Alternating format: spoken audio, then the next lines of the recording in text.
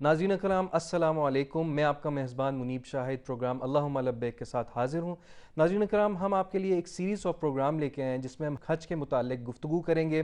اس میں ہم احرام کے بارے میں گفتگو کریں گے، حج کی نیت کے بارے میں گفتگو کریں گے، عمرہ، طواف اور حج سے متعلق دیگر مسائل پہ گفتگو کریں گے۔ میرے ساتھ پینل پہ موجود ہیں ڈاکٹر سمیع اللہ زبیری صاحب، آپ اسسٹنٹ پروفیسر ہیں، اور مولانا ابو بکر صاحب، آپ اسسٹنٹ پروفیسر اور لیکچرر ہیں۔ السلام علیکم ڈاکٹر سمیع اللہ زبیری صاحب۔ پہلا سوال میں آپ سے پوچھوں گا، اللہ تعالیٰ قرآن مجید میں فرماتے ہیں وَلِلَّهِ عَلَى النَّاسِ حَجُّ الْبَيْتِ مَنِ اسْتَطَاعَ إِلَيْهِ سَبِيلًا۔ اس آیت میں اخلاص کا پہلو آتا ہے، آپ اخلاص کے پہلو پہ تھوڑی روشنی ڈالیے گا۔ بسم اللہ الرحمن الرحیم۔ حج کی فرضیت سے متعلق یہی آیت ہے جو آپ نے پڑھی ہے، سورہ آل عمران کی آیت نمبر 97 ہے، وَلِلَّهِ عَلَى النَّاسِ حِجُّ الْبَيْتِ مَنِ اسْتَطَاعَ إِلَيْهِ سَبِيلًا، کہ یہ آیت جب شروع ہوتی ہے تو اللہ تعالیٰ کے نام سے شروع ہوتی ہے، کہ حج کی فرضیت بتاتے ہوئے بھی پہلے اللہ کا نام ذکر کیا گیا ہے کہ یہ حج جو ہوگا وہ صرف اللہ کی خاطر ہوگا۔ وَلِلَّهِ عَلَى النَّاسِ، یہ جو تقدیم اور تاخیر ہے اس میں بھی یہ مطلب ہوتا ہے کہ خاص زور دیا جا رہا ہے کہ حج اگر ہوگا تو صرف اور صرف اللہ کی خاطر ہوگا۔ یہ اخلاص کی ایک دلیل ہے۔ جیسے تمام عبادات صرف اور صرف اللہ کا حق ہے، اللہ کے علاوہ کسی کی کوئی عبادت ہم نہیں کر سکتے، اسی طرح حج میں بھی یہی کہا گیا ہے کہ حج بھی اللہ تعالیٰ ہی کے لیے کیا جائے گا۔ اور قرآن مجید میں سورہ بقرہ میں ہی ہے وَأَتِمُّ الْحَجَّ وَالْعُمْرَةَ لِلَّهِ، کہ جب حج کرنے اور عمرہ کرنے لگ جاؤ تو پھر اس کو تمام کرو، کمپلیٹ کرو، ہر طرح سے، ظاہری اور باطنی ہر اعتبار سے اس کو مکمل کرو صرف اور صرف اللہ کے لیے۔ جیسے سورہ فاتحہ میں ہے ایاک نعبد و ایاک نستعین، کہ ہم اللہ تعالیٰ آپ ہی کی عبادت کرتے ہیں اور آپ ہی سے مدد مانگتے ہیں، وہاں بھی وہ فوکس جو ہے وہ اللہ تعالیٰ کی طرف توجہ میں ہے۔ یہ تو اخلاص کے بارے میں ہے۔ اور نبی کریم صلی اللہ علیہ وسلم نے حج کے بارے میں جو رہنمائی کی ہے اس میں سنت کو ساتھ جوڑا ہے۔ آپ نے فرمایا لِتَأْخُذُوا عَنِّي مَنَاسِكَكُمْ لا ادری لعلی لا احج بعد هذه او کما قال علیہ الصلوۃ والسلام، کہ تم لوگ اب مجھ سے حج کے مناسک، یعنی حج کی جو عبادات ہیں نا ان کو مناسک کہتے ہیں، حج کے طریقے سیکھ لو، مجھے علم نہیں کہ آئندہ میں حج کر سکوں گا یا نہ کر سکوں گا۔ اور پھر ایسا ہی ہوا، آپ علیہ السلام نے ایک ہی حج کیا، اور 9 ہجری کو حج فرض ہوا تھا۔ جو ہی حج فرض ہوا آپ علیہ السلام نے فوراً حج کا ارادہ کیا، اور 10 ہجری میں آپ وفات پا گئے۔ بالکل ٹھیک ہے۔ تو اخلاص کے بغیر تو حج کا تصور ہی نہیں ہے۔ یہ ضرور کہا گیا ہے وَتَزَوَّدُوا فَإِنَّ خَيْرَ الزَّادِ التَّقْوَىٰ، کہ آپ زاد راہ لے لو، لیکن ساتھ یہ بھی کہا گیا ہے کہ بہترین جو زاد راہ ہے وہ تقویٰ ہے۔ تقویٰ اخلاص کا ہی دوسرا نام ہے۔ اب جس طرح سے آپ نے ذکر کیا کہ اخلاص کے بغیر جو ہے عبادت ادھوری رہ جاتی ہے، تو اخلاص سے متعلق کچھ ایسے بھی امور ہوتے ہیں جو اخلاص کو متاثر کرتے ہیں اور اخلاص کو کمزور کر دیتے ہیں، تو اس پہ آپ ذرا روشنی ڈالیے۔ وہ سب سے اہم تو یہ ہے ریاکاری۔ نبی کریم صلی اللہ علیہ وسلم کی حدیث مبارک ہے، صحیح بخاری شریف میں حدیث ہے کہ قیامت کے دن اللہ تعالیٰ کہیں گے جس نے بھی میرے علاوہ کسی کے لیے کوئی عمل بھی کیا ہے وہ اس کی جزا وہیں سے جا کے لے لے، میں تمام شریکوں کے شرک سے غنی ہوں، مجھے کسی کی پرواہ نہیں ہے۔ اور حدیث شریف میں آتا ہے کہ قیامت کے دن بہت بڑے موٹے تازے شخص کو لایا جائے گا، پھر اس کی کوئی حیثیت نہیں رکھی جائے گی، پرے کاہ کے برابر، یعنی مکھی کے پر کے برابر یا ایک رائی کے دانے کے برابر ہو جائے گا، اس لیے کہ اس نے جو کام کیا تھا وہ غیر اللہ کے لیے کیا تھا۔ اور اسی طرح ایک حدیث میں آتا ہے کہ قیامت کے دن لوگ اتنے اچھے اعمال لے کے آئیں گے مثل جبال تہامۃ البیضاء، وادی تہامہ کے سفید پہاڑوں کی طرح، بڑے بڑے اعمال، بہت بڑی بڑی عبادات، صدقہ ہے، زکوٰۃ ہے، جہاد ہے، قرآن کی تلاوت ہے، قرآن کی تعلیم ہے، حدیث کا حفظ کرنا ہے، والدین کی خدمت ہے، بڑے بڑے اعمال ہوں گے، لیکن جعلہ اللہ حباء منثورا، اللہ تعالیٰ ان کو خس و خاشاک کی طرح اڑا کے رکھ دیں گے، بالکل جیسے ہوا میں اور روشنی میں ذرات ہوتے ہیں نا چھوٹے چھوٹے، ان کو حباء منثورا کہتے ہیں، وہ اس طرح ہو جائیں گے۔ اب اسی طرح وہ ریا کی وجہ سے، اسی طرح حج کے بارے میں جیسے ذکر آتا ہے حدیث شریف میں کہ حج مبرور جو ہے اس کی جو جزا ہے وہ جنت ہے، تو اس حج کو مبرور بنانے کے لیے اور کیا بندے کو اعمال کرنے چاہیے؟ مبرور وہ جو نبی کریم صلی اللہ علیہ وسلم نے اس کی 3 نشانیاں بتائی ہیں۔ ایک تو یہ کہا کہ حج وہ ہے جس میں ظلم و زیادتی نہیں ہے اور زیادہ اللہ کی طرف توجہ ہے۔ دوسرا یہ کہا کہ من حج فلم یرفث، یہ بخاری شریف کی 1521 نمبر حدیث ہے، 1521، من حج فلم یرفث ولم یفسق، جس نے حج کیا اور اس میں کسی قسم کی بیہودہ بات نہیں کی، اور ایسی بات جو کہ اس کے لیے پہلے جائز تھی کرنا جیسے ریلیشنز ہوتے ہیں، اس طرح کی کوئی گفتگو تک نہیں کی اور یہ کام بھی نہیں کیا۔ ولم یفسق، اور کسی کو گالی نہیں دی، کسی کو برے نام سے نہیں پکارا۔ فسوق برے نام کو پکارنے کو کہتے ہیں، اور فسوق گالی کو بھی کہتے ہیں۔ ابو بکر صاحب، آپ کی طرف میں آؤں گا۔ جیسے کہ سمیع اللہ صاحب نے فرمایا کہ حج جو ہے مبرور کے لیے بہت ضروری ہے کہ اخلاص ہونا چاہیے، اور اخلاص یقیناً مقاصد حج سے بھی اس کا ایک گہرا تعلق ہے۔ تو کون سے ایسے مقاصد ہیں جن کو ہمیں ذہن میں رکھ کے حج کی طرف روانہ ہونا چاہیے؟ بسم اللہ الرحمن الرحیم۔ منیب صاحب بہت شکریہ، آپ نے بڑا اہم سوال کیا ہے۔ سب سے پہلی تو یہ بات ہمیں سمجھ لینی چاہیے کہ حج کرنے کا مقصد ارکان اسلام میں سے ایک اہم ترین رکن کو مکمل کر لینا ہے۔ معلوم ہے حج اسلام کے ارکان میں سے 5واں رکن ہے، اور ارکان اسلام وہ تمام رکن ہیں جن کا اگر کوئی انکار کر دے، یعنی اس بات کو کہے کہ یہ اسلام کا رکن ہے ہی نہیں، وہ دائرہ اسلام سے خارج ہو جاتا ہے۔ تو اس اعتبار سے یہ اہم ترین مقصد ہے کہ اسلام کے جو ارکان ہیں انسان اس کو مکمل کر لے۔ تو اسی لیے اللہ رب العزت نے ہر مسلمان پر زندگی میں ایک مرتبہ استطاعت ہونے پر حج کو فرض کیا ہے۔ ٹھیک، جب یہ استطاعت آ جائے، اور استطاعت ایک طویل موضوع ہے جو انشاءاللہ آگے ہم اپنے مختلف جو سیریز آگے چل رہی ہے اس میں اس کو کور کریں گے کہ استطاعت کا معنی کیا ہے۔ جب کسی کے پاس استطاعت آ جائے تو اس کے بعد اس کو اللہ کی رضا کی خاطر اخلاص کے ساتھ رسول اللہ صلی اللہ علیہ وسلم کے طریقے کے مطابق حج ادا کرنا چاہیے۔ تو یہ مقصد ہے پہلا کہ جی اس کا رکن پورا ہو جائے، اور ارکان اسلام میں سے جو اس کی ذمہ داریاں ہیں وہ 5واں رکن اپنا مکمل کر لے۔ ٹھیک، اب اہم ترین تمام عبادات کا جو مقصد ہے وہ اللہ کی رضا کا حصول ہے، اور اس کے نتیجے میں آخرت کی کامیابی اور جنت کا حصول ہے۔ یقیناً حج کا بھی بنیادی مقصد یہی ہے کہ انسان اللہ کی رضا کی خاطر اس عبادت کو بجا لائے، اس لیے کہ اللہ رب العزت نے اس کا حکم دیا ہے، رسول اللہ صلی اللہ علیہ وسلم نے کر کے دکھائی ہے، صحابہ کرام نے اور امت نے ہمیشہ اس عبادت کو اختیار کیا ہے، اور اس کی جو واضح دلیل ہے وہ رسول اللہ صلی اللہ علیہ وسلم کی وہی حدیث مبارکہ ہے جس کو ابھی ڈاکٹر سمیع اللہ زبیری صاحب بھی بیان کر رہے تھے، جو صحیح بخاری کی حدیث ہے کہ اللہ کے رسول صلی اللہ علیہ وسلم نے فرمایا، جس نے اس حالت میں حج کیا لم یرفث ولم یفسق، نہ وہ کسی حرام کام کے اندر مبتلا ہوا، نہ اس نے کوئی بد کلامی کی، وہ اس طرح سے حج کر کے واپس لوٹے گا جیسے کہ گویا اس کی والدہ نے اس کو آج ہی جنم دیا ہے۔ اسی طرح اللہ کے رسول صلی اللہ علیہ وسلم نے فرمایا، الحج المبرور لیس له جزاء الا الجنہ، حج مبرور کی جزا سوائے اس بات کے کہ اللہ تعالیٰ ایسے شخص کو جنتی بنا دیتے ہیں اور کوئی نہیں۔ تو یہ بھی ایک بہت بڑا مقصد ہے کہ انسان اپنی اخروی کامیابی کے لیے اس عظیم ترین عمل کو اختیار کرتا ہے۔ بالکل ابو بکر صاحب، جیسے آپ نے فرمایا کہ نیت ہونی چاہیے، اخلاص ہونا چاہیے، اللہ تعالیٰ سے اچھی توقعات لے کے جانا چاہیے، اس کے علاوہ اور کون سے مقاصد ہیں جن کو ہمیں ذہن میں رکھنا چاہیے؟ دیکھیں، حج جو ہے جہاں اللہ رب العزت نے اس کے اندر اخروی کامیابی رکھی ہے، اسی طرح دنیاوی بھی کچھ اللہ رب العزت نے حکمتیں رکھی ہیں۔ رسول اللہ صلی اللہ علیہ وسلم کی متعدد احادیث مبارکہ ہیں جنہیں جو ہے تمام صحیح کتب میں محدثین کرام نے جمع کیا ہے کہ اللہ کے رسول صلی اللہ علیہ وسلم نے فرمایا، حج اور عمرہ پے در پے کرو، اس لیے کہ یہ دونوں گناہوں کی مغفرت کا سبب بھی ہیں اور رزق کے اضافے کا سبب بھی۔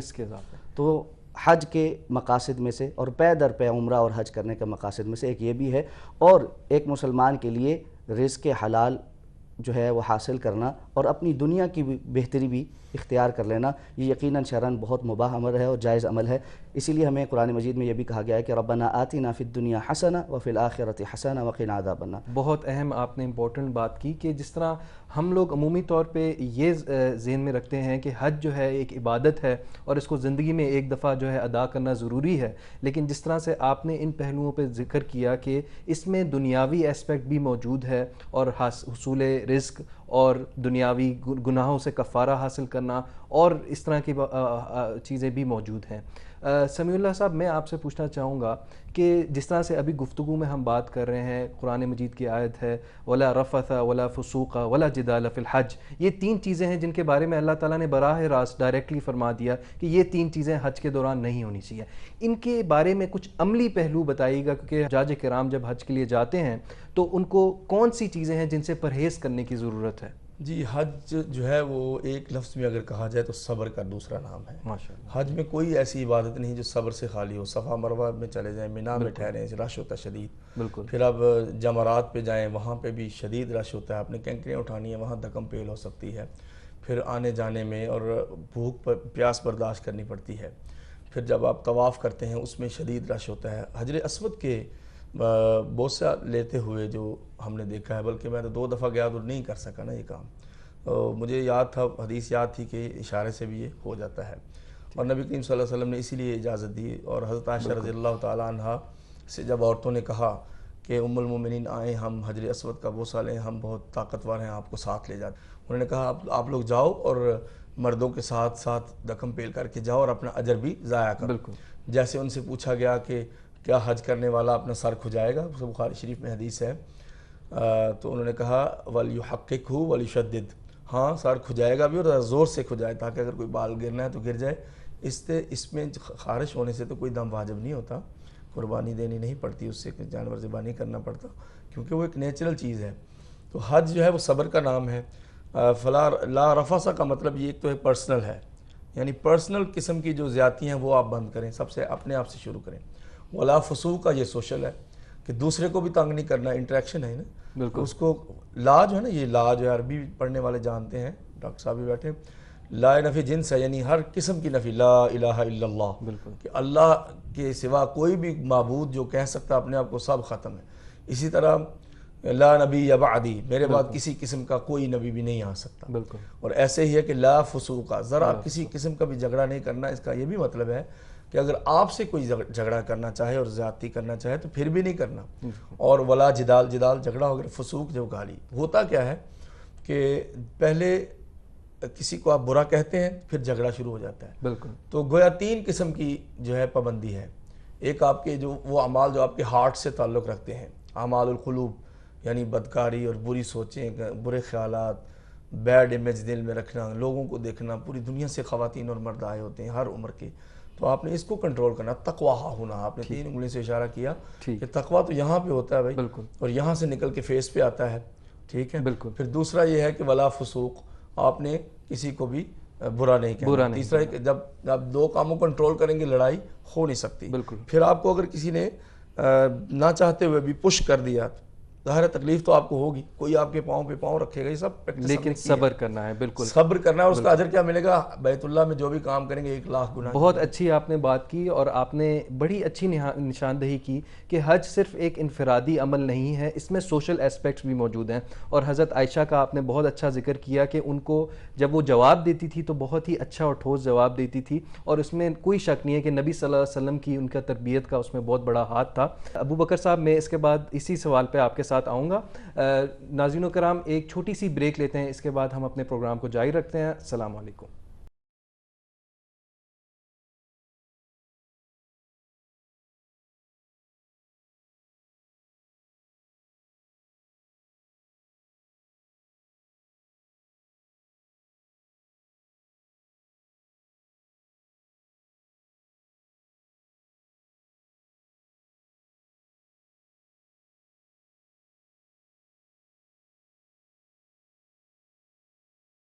ناظرین کرام، خوش آمدید. پروگرام اللہم لبیک کے ساتھ حاضر ہیں. ہمارے ساتھ موجود ہیں ڈاکٹر سمیع اللہ زبیری صاحب اور مولانا ابو بکر صاحب.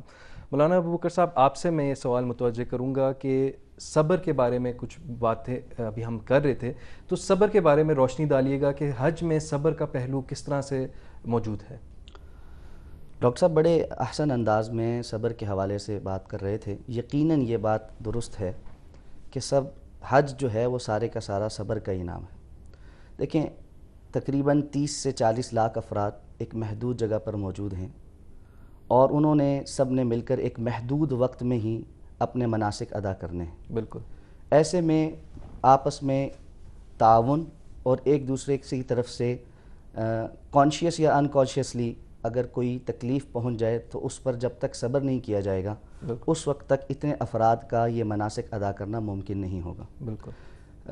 منیب صاحب، میں یہ بھی آپ کو عرض کر دوں کہ آج کل کا جو موسم ہے حج کا، یہ سخت گرمی کا موسم ہے. جی. اس میں ایک بہت بڑا چیلنج اپنے آپ کو اس گرمی میں تمام مناسک ادا کرنے کے لیے تیار کرنا ہے. تو اس لیے بھی صبر کا ایک بہت بڑا پہلو جو ہے وہ اس حج میں، اور خاص طور پہ ان مواسم میں جب حج آ رہا ہے، ان سالوں میں جتنے بھی یہ گرمی کے سال ہیں، اس میں حجاج کرام کو خصوصاً اس بات کو سمجھ لینا چاہیے کہ ان کا تمام کا تمام جو حج ہے وہ صبر کا ہی نام ہے۔ اب ایسے میں اپنی پہنچنے والی تکلیف پر بھی صبر کرنا، دوسروں کے لیے راحت اور سکون کا سبب بننا، اس میں بھی صبر کرنا پڑے گا۔ بہت ساری آپ کو ایسی چیزیں چھوڑنی پڑیں گی جس میں آپ اختیار کر لیتے تو آپ کے لیے راحت تھی لیکن دوسروں کے لیے تکلیف تھی، اس لیے کہ اللہ کے رسول صلی اللہ علیہ وسلم کی حدیث مبارکہ ہے، المسلم من سلم المسلمون من لسانہ و یدہ، مسلمان تو ہے ہی اس بات کا دوسرا نام ہے کہ جس کے ہاتھ اور زبان سے دوسرے مسلمان محفوظ رہیں، تو حج پر تو یہ بات بالاولیٰ ہو جاتی ہے۔ اور اسی طرح جو قوانین وضع کیے گئے ہیں، جو سعودی حکومت کی طرف سے وہاں پر حجاج کے لیے کچھ ہدایات ہیں، ہمیں ان کو ضرور جاننا چاہیے۔ اس کے نتیجے میں ہمارے لیے صبر کرنا اور دوسروں کے لیے تکلیف کا سبب نہ بننا، اس میں بہت آسانی ہو جاتی ہے۔ بہت مرتبہ اس طرح ہے کہ حجاج یہاں سے جاتے تو ہیں لیکن وہ ان تعلیمات کو جاننے یا پڑھنے کی کوشش نہیں کرتے۔ سعودی گورنمنٹ نے بروشرز چھپوا کر رکھے ہوتے ہیں تعلیمات کے لیے، ہدایات کے لیے، وہ ضرور پڑھیے، وہ آپ کے لیے بہت ضروری ہیں تاکہ آپ حج کے اس موقع پر صبر اور آسانی کے ساتھ اپنا حج مکمل کر سکیں۔ ہے ابو بکر صاحب، میں پھر آپ کے پاس آتا ہوں۔ سمیع اللہ صاحب، اخلاص کی ہم نے بات کی اور اس میں اس کی اہمیت پہ ہم نے گفتگو کی، اس کے ساتھ ساتھ اخلاص کے ساتھ نبی صلی اللہ علیہ وسلم کی اتباع بھی کرنا ضروری ہے کیونکہ حج ایک بہت عظیم عبادت ہے۔ تو کیا حج کے دوران کوئی دینی کوتاہیاں بھی لوگوں سے ہو جاتی ہیں؟ جی بالکل، اسی لیے تو فرمایا کہ اطیعوا اللہ و اطیعوا الرسول و اولی الامر منکم، جو ابھی یہ اشارہ دے رہے تھے کہ حج کی ہدایات پہ بھی عمل کیا جائے، اس میں یہی آیت ہے کہ اللہ کی اطاعت کرو، اللہ کے رسول کی اور اصحاب اختیار کی، جنہوں نے وہ ارینجمنٹس کیے ہوئے ہیں، وہ جو قوانین ہیں اس کی بھی پابندی کریں۔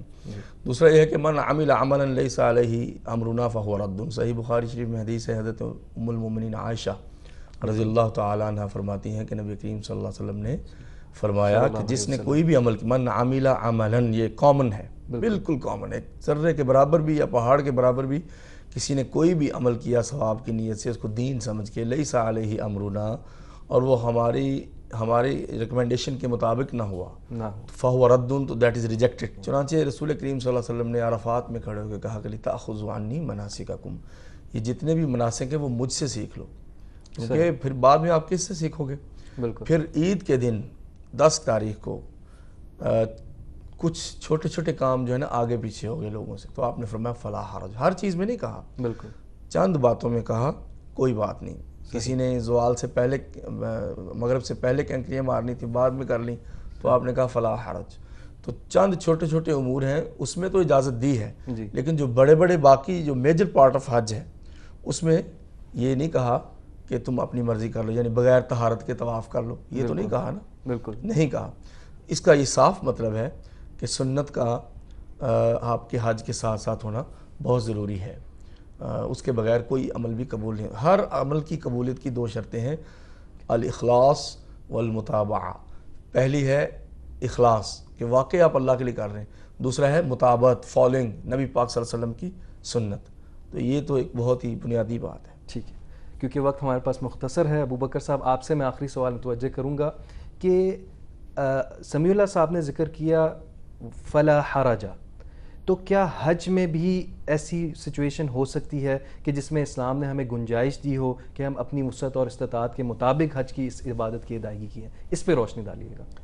بہت اہم سوال ہے کہ اسلام کا مزاج یہ ہے کہ اسلام دین یسر ہے، یرید اللہ بکم الیسر ولا یرید بکم العسر۔ اللہ تعالیٰ نے دین کے جتنے بھی احکامات دیے ہیں، فرمایا اللہ تعالیٰ نے تمہارے لیے آسانی چاہتے ہیں، مشکل نہیں چاہتے۔ بالکل، انسانوں کو مشکل میں مبتلا کر کے، تکلیف میں مبتلا کر کے عبادت کروانا یہ اللہ رب العزت کا مقصود نہیں ہے۔ سواری پر سوار ہو کر حج کرنا یہ زیادہ افضل ہے، اس لیے کہ رسول اللہ صلی اللہ علیہ وسلم نے اپنی اونٹنی قصواء پر سوار ہو کر حج کیا ہے۔ اور اسی طرح بلا وجہ اپنے آپ کو تکلیف میں مبتلا کر کے حج کے مناسک ادا کرنا، سائے میں نہ بیٹھنا، پانی کا اہتمام نہ کرنا کہ جی مجھے زیادہ تکلیف ہو رہی ہے تو زیادہ ثواب مل رہا ہوگا، اس کا کوئی اسلام میں تصور نہیں۔ تو اس لیے یہ بات سمجھ لیجئے کہ حج کے اندر بھی اللہ کے رسول صلی اللہ علیہ وسلم نے بہت ساری آسانیاں امت کے لیے رکھی ہیں، جس طرح کہ ڈاکٹر صاحب بیان کر رہے تھے کہ 10 ذی الحجہ کو کچھ مناسک ایسے ہیں جن کی ترتیب آگے پیچھے ہو جائے تو ایسا کرنا جائز ہے، اور اللہ کے رسول صلی اللہ علیہ وسلم کی صحیح احادیث میں آپ کا یہ حکم موجود ہے کہ فلا حرج، کوئی حرج نہیں، اگر ترتیب آگے پیچھے ہو گئی ہے تو اس میں کوئی حرج نہیں۔ ہاں یہ ضرور ہے کہ انسان کو جان بوجھ کر ہی ترتیب چھیڑنی نہیں چاہیے، یعنی اس کی قدرت میں ہو، آسانی ہو کہ وہ ترتیب کے مطابق کر سکتا ہے، پھر بھی وہ ترتیب کو نہ دیکھے، یہ درست نہیں۔ صحیح، وہ ترتیب کا خیال کرے، جہاں پر اس پر بھاری ہو جائے یا ایسا ہو کہ ممکن ہی نہیں رہا، وہاں پر جہاں جہاں اللہ کے رسول نے آسانی دی ہے وہ لے سکتا ہے۔ اسی طرح جس طرح بھی بات ہو رہی تھی کہ معلوم ہے احرام کی پابندیوں میں سے ایک پابندی یہ ہے کہ انسان بال نہیں کٹوا سکتا، ناخن نہیں کٹوا سکتا، لیکن اگر غسل کرتے ہوئے، سر دھوتے ہوئے اس کے بال ٹوٹ جائیں یا کوئی ناخن کا حصہ کوئی ٹوٹ جائے تو اس پر کوئی حرج نہیں، کوئی حرج نہیں۔ تو ایسی آسانیاں دین میں رکھی ہیں اور بہت ساری اس کی مثالیں جو انشاءاللہ آگے بھی آتی رہیں۔ ڈاکٹر سمیع اللہ زبیری صاحب، مولانا ابو بکر صاحب، میں آپ کا بہت بہت مشکور ہوں۔ ناظرین کرام، پروگرام اللہم لبیک کے ساتھ آپ کا میزبان منیب شاہد اجازت چاہتا ہے، آپ کے ساتھ پھر اس پروگرام میں حاضر ہوں گے۔ اللہ نگہبان۔